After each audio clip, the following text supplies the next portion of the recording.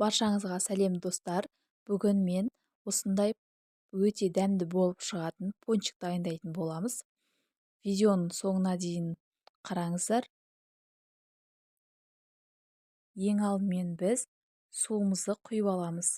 Жылы су құямыз. Және де үстіне 300 мл сүт құямыз. Келесі кезекте құм шекерімізді саламыз. Және де венчиктің көмегімен шекеріміз ерігенше жақсылап араластырып аламыз. Енді сармайымызды салатын боламыз. Сармайымыз бөлме температурасында болу қажет. Сармайымызды салып болған соң жақсылап араластырып аламыз. Кейінгі кезекте жұмыртқамызды саламыз. Келесі кезекте қаймақ саламыз. Қаймақты өз қалауларыңыз бойынша салсаңыздар да болады, не болмаса қажет емес. Осылай келесі кезекте дәміне қарай кішкене тұз саламыз. Араластырып алып, енді аштығымызды саламыз. 2 чайный ложка болмаса 1 чайный ложка салсаңыздар болады. Келесі кезекте ұнымызды салып аламыз. Ұнды елегіштен өткізіп алыңыздар. Осылай ұнымызды салып венчиктің көмегімен араластырамыз. Араластырып болған соң тағы да ұн салып, қолдың көмегімен жақсылап илеп аламыз. Жұмсақ қылып осылай илеп болғаннан кейін жылы жерге 45 минут болмаса 1 сағатқа қойып қоямыз. Осылай біздің қамырымыз өте керемет болып көтерілді. Көріп тұрғандарыңыздай, енді келесі кезекте біз бұны суала етіп дайындап аламыз.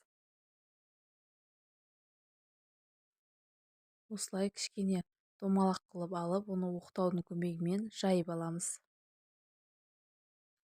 Осылай жақсылап жайып аламыз. Қатты жұқа емес, қалың емес, орташа етіп жайып аламыз. Осылай дөңгелек етіп жайып болғаннан кейін стаканның көмегімен кесіп аламыз. Және де ортасын насадканың көмегімен тағы да кесіп аламыз. Үйлеріңізде қандай стакан бар, соның көмегімен кесіп алсаңыздар болады. Барлығын осылай әдемілеп дайындап аламыз. Және де бетін 15 минутқа жауып қоямыз көтерілгенше. Қызып тұрған майымызға осылай барлығын салып пісіріп аламыз. Және де ортасындағыны ши бауырсақ ретінде пісірсеңіздер болады. Ол да желініп кетеді.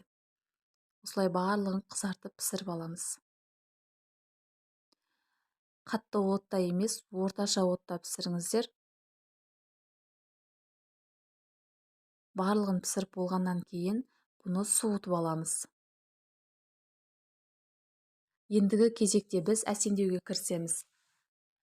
Осылай шоколадты ертіп аламыз. Кез келген шоколадты қолдансаңыздар болады. Пончикті алып, шоколадтың бетіне жақсылап тегізіп аламыз. Барлығын осылай жасап аламыз. Достар, менің видеом ұнаса, тіркеліп, комментария қалдырып кеттіңіздер. Алдағы уақытта көптеген рецепттермен бөлісетін боламын. Сіздер де осылай жасап көріңіздер. Дәмі деген өте керемет. Үй-іштеріңізді, қонақтар келсе осылай жасап қуантыңыздар. Сіздермен болған Оразгүл. Назарларыңыз үшін рахмет.